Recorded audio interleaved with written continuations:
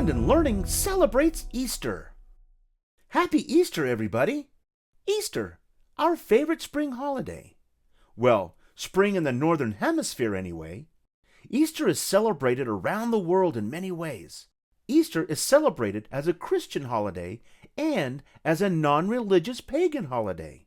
And pagan just means non-religious, like non-Christian, non-Muslim, or non-Jewish. So, let's talk about the ways Easter is celebrated. This'll be good. Let's start with Christian celebrations associated with Easter. Easter Sunday is an important deal to Christians. It celebrates the day when, according to the New Testament of the Holy Bible, that Jesus Christ, the Son of God, was resurrected or brought back to life from the dead. Easter is considered a movable feast, which means that the date we recognize Easter can move around or change. According to the Gregorian calendar, which is the calendar that most of the world follows, and probably the calendar you follow, Easter will generally be held on the first Sunday after the first full moon, after the first day of spring. I know it sounds kind of confusing, but if you just look at the calendar, it should be marked right there. And from year to year, it can be on any Sunday, somewhere between March 22nd and April 25th. Easter of 2019 will be on Sunday, April 21st. And next year, in the year 2020, Easter will be on Sunday, April 12th. Tricky, right?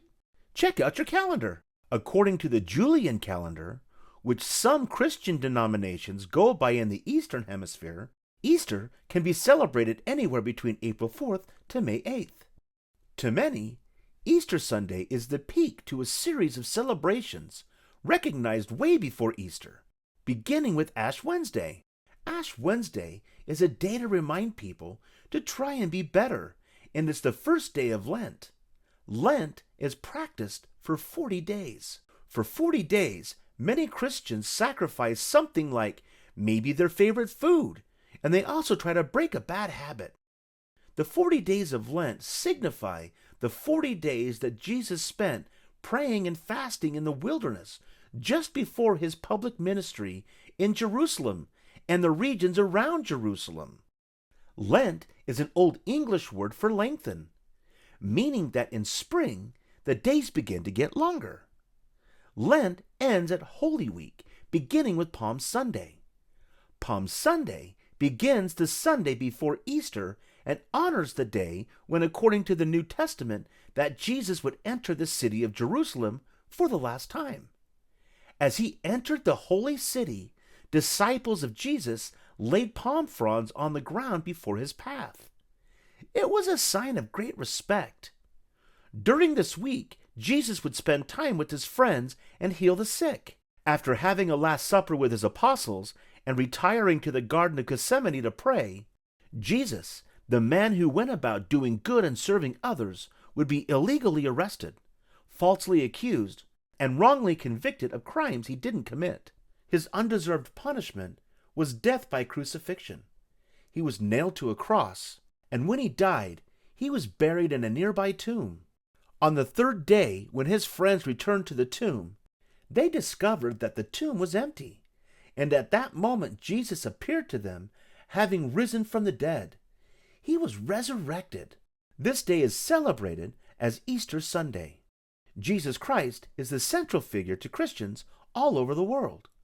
That is the Christian observance of Easter in an eggshell. Did I say eggshell? Right, eggs.